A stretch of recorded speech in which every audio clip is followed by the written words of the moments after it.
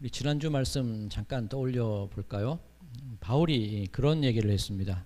나는 내 동족, 내 유대인 이스라엘을 생각할 때 마음이 참 고통스럽습니다. 그런 고백을 합니다. 왜 그렇습니까? 하나님이 택하셨고, 그리고 언약도 주시고 제사 드릴 수 있도록 하시고, 그리고 그 믿음의 조상들을 통하여서 저들이 이어나가게끔 하신 그런 하나님의 은혜가 있었는데, 내 동족 유대인들은 예수님의 그 구원을 모른다는 겁니다. 그래서 내 마음이 너무 아픕니다. 바울이 그런 얘기를 했습니다. 자, 유대인들이 생각하는 구원이라는 것 어떤 것이었습니까?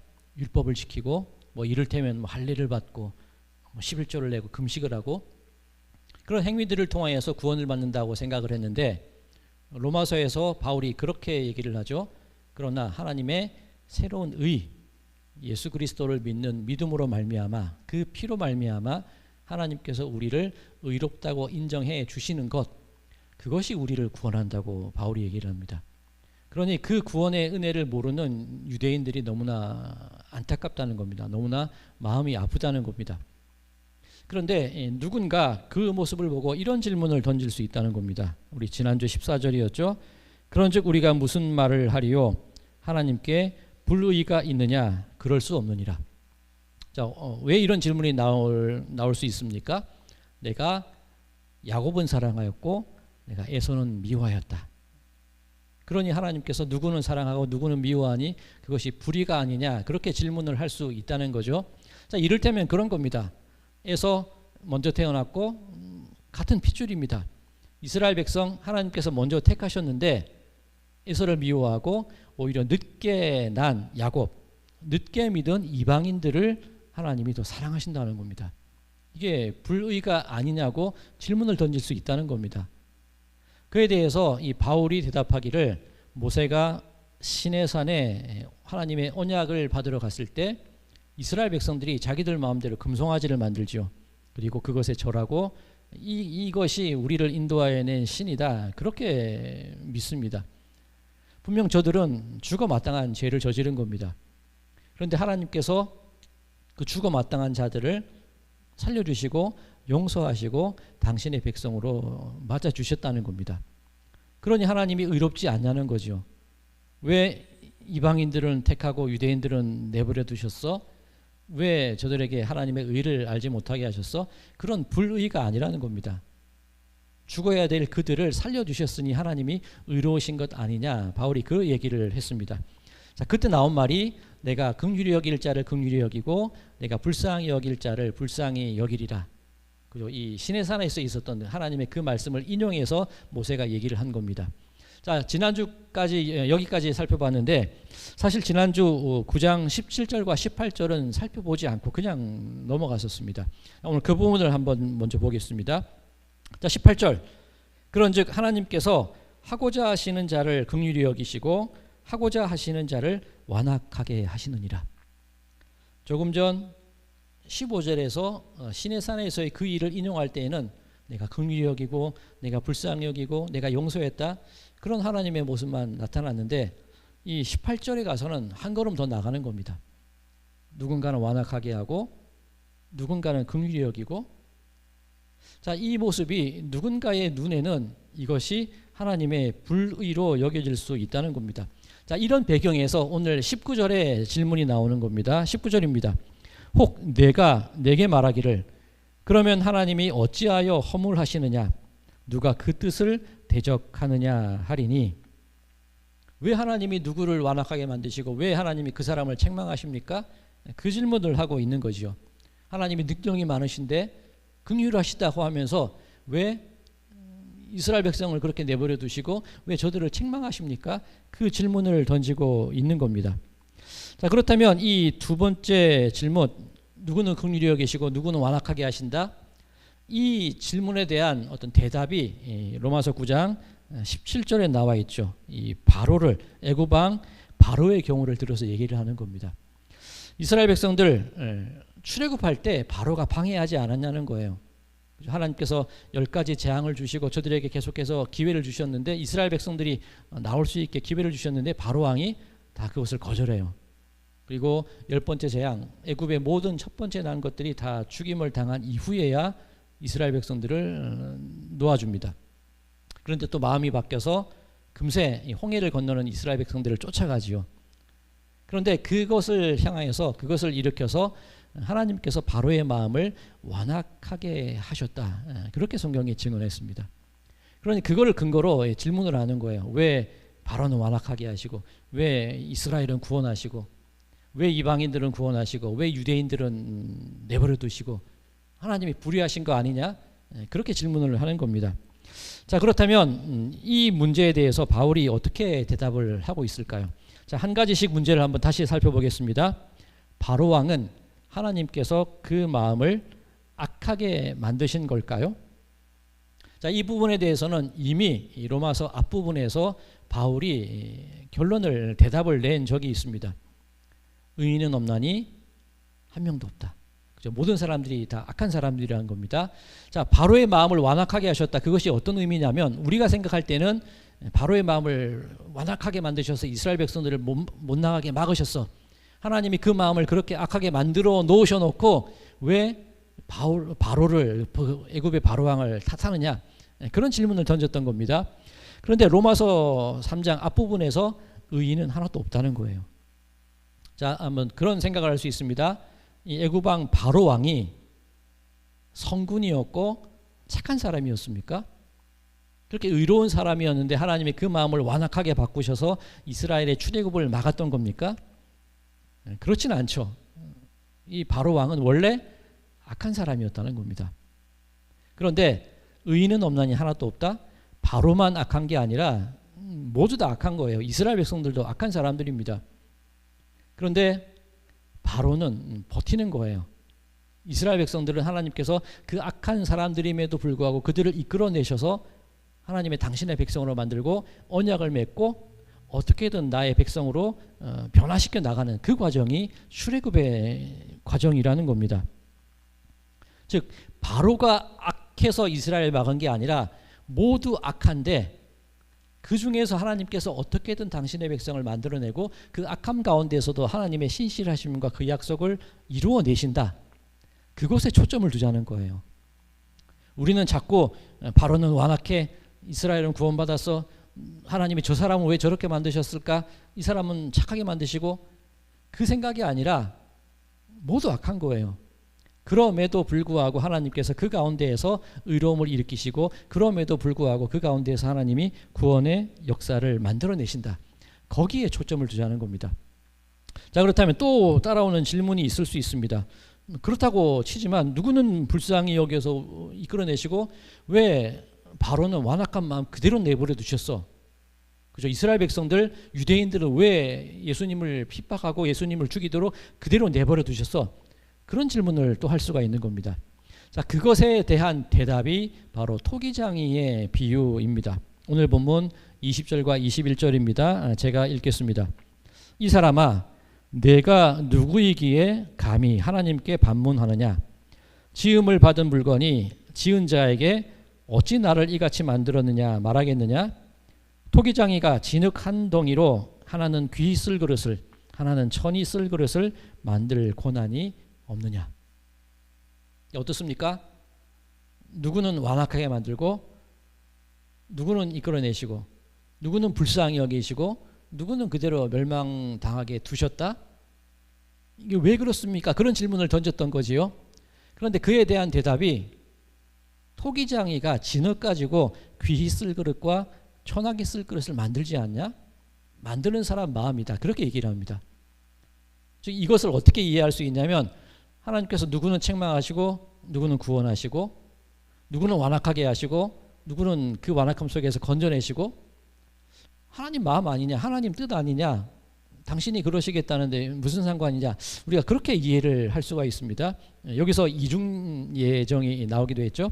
자, 그런데 과연 그것이 그런 의미일까? 제가 여러분들께 한 가지 질문을 드리겠습니다. 여러분들은 스스로 생각하기를 내가 귀히 쓰임 받을 그릇이라고 생각하십니까? 아니면 내가 천이 쓰임 받을, 천이 쓸 그릇이라고 생각을 하십니까?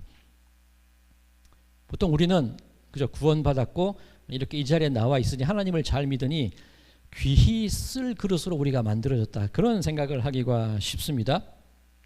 우리는 너무 이것에 익숙해요. 나누는 것에 너무 익숙합니다. 귀한 것과 천한 것을 나누고 구원받을 자와 구원받지 못할 자를 나누고 선한 이들과 악한 이들을 나누고 이 나누는 것에 우리들은 너무나 익숙해요. 그리고 그 나눔 속에서 우리는 구원받은 사람, 우리는 택함받은 사람, 우리는 귀히 쓸 그릇, 하나님이 그렇게 존귀하게 만든 사람, 그렇게 생각을 합니다. 과연 이 바울이 이 토기장의 비유를 말한 것이 그 뜻일까요? 자, 성경을 계속해서 읽어보겠습니다. 이어지는 22절과 23절입니다. 만일 하나님이 그의 진노를 보이시고 그의 능력을 알게 하고자 하사 멸하기로 준비된 진노의 그릇을 오래 참으심으로 관용하시고 또한 영광받기로 예비하신 바 긍휼의 그릇에 대하여 그 영광의 풍성함을 알게 하고자 하셨을지라도 무슨 말을 하리요? 자, 이런 겁니다. 만약에 하나님께서 귀 쓸 그릇과 천이 쓸 그릇을 만드셨다. 이거 하나님의 전적인 당신의 마음이다. 그렇다면 이 천하게 쓸 그릇, 막 쓰는 그릇, 그죠? 막 쓰는 그릇, 그리고 쓰다가 그냥 깨트려도 되고 잘못 만들어지면 토기장이들이 막 깨고 그렇잖아요. 자, 그러면 우리는 귀 쓸 그릇이고 저 사람들은 천하게 쓸 그릇이야. 그러니 하나님께서 저들을 막대하시고 저들을 완악하게 하시고 안 되면 저들을 깨트려 보이실 거야. 그 의미로 바울이 이 비유를 든 것이 아니라는 거예요.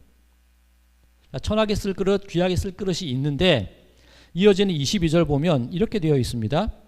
그의 진노를 보이시고 그의 능력을 알게 하고자 하사 멸하기로 준비된 진노의 그릇을 오래 참으심으로 관용하시고, 천하게 쓰고 완악하고 죽어 마땅하고 그 진노를 쏟아 부어야 될 그릇이 있는데 그거 그냥 깨트려 버리면 되고 막대하면 되고 맞는 사람 마음이야. 그 뜻이 아니라 그 진노의 그릇을, 멸하기로 예비된 그 진노의 그릇을 하나님께서 오래 참으신다는 거예요.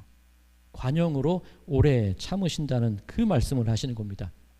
즉 앞서 바로의 경우도 우리의 초점은 바로 왕이 악해, 완악해, 그는 죽어야 돼, 홍해에서 죽었어.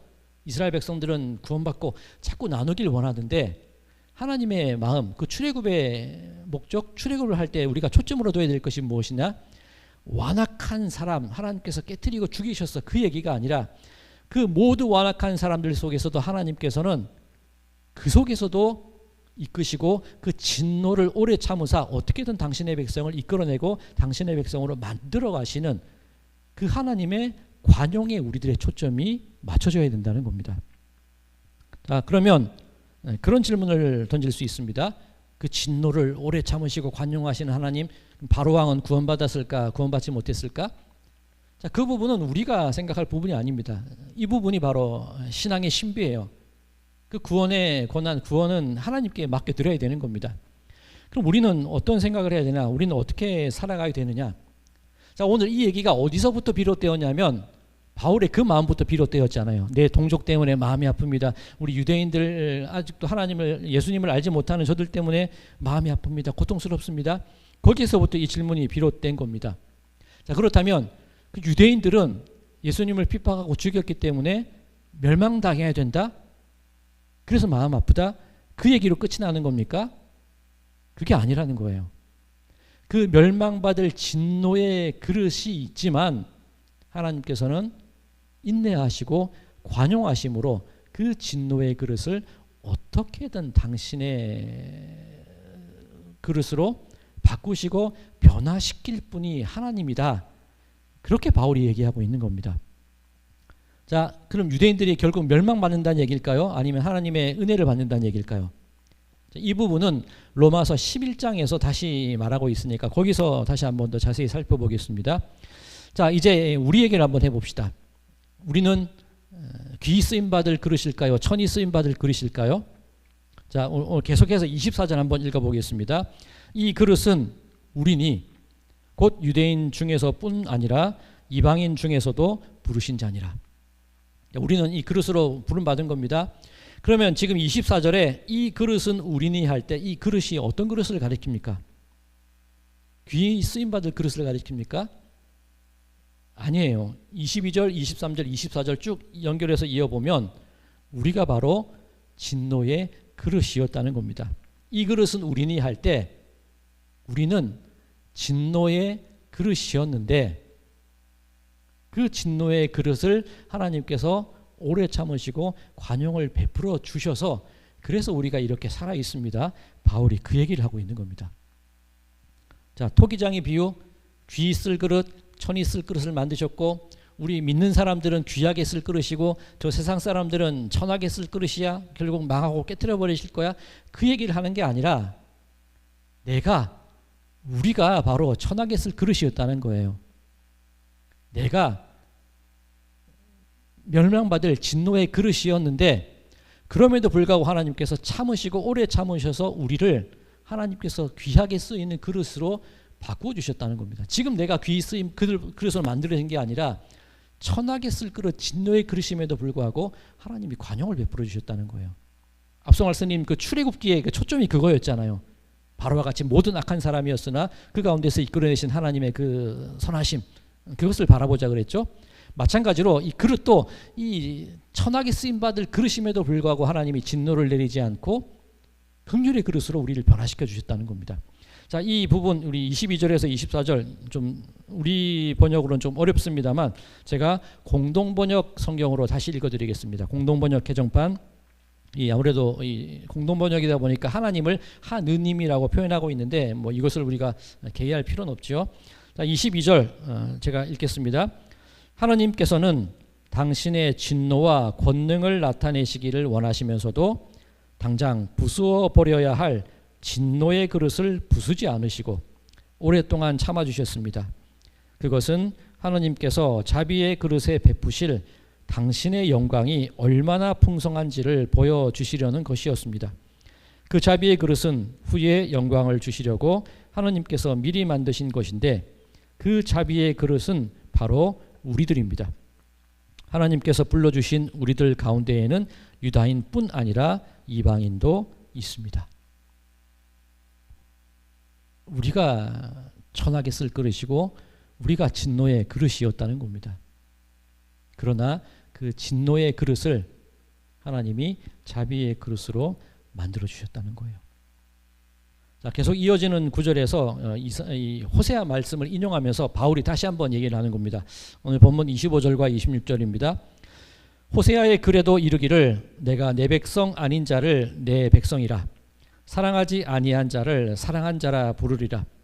너희는 내 백성이 아니라 한 그곳에서 그들이 살아계신 하나님의 아들이라 일컬음을 받으리라 함과 같으니라. 자, 이 바울이 이 호세아 글을 인용하고 있는데 호세아서 어떤 내용입니까? 그 음란한 여인 고멜과 결혼한 선지자가 호세아지요. 결혼을 했는데 이 음란한 여인이 자꾸 다른 사람에게 가는 거예요. 다시 데리고 와서 또 나가고 또 나가고 이스라엘의 우상을 숭배하는 그 음행을 표현하는 겁니다. 자, 그런데 이 호세아 선지자와 이 고멜 사이에 결혼을 했는데 아이들이 태어났는데 첫 번째 이름이 무엇입니까? 이스라엘. 이 첫 번째 아이 이스라엘의 뜻이 무엇이냐면 하나님께서 이스라엘을 패하신다, 끊어버린다 그 얘기입니다. 둘째 딸이 태어났는데 이 로르하마예요. 로라는 것은 뭐뭇은 아니다. 이 로르하마, 루하마가 아니다. 즉 내 긍휼이 아니라는 거예요. 이 긍휼이 여김을 받지 못한다. 그것이 로르하마입니다.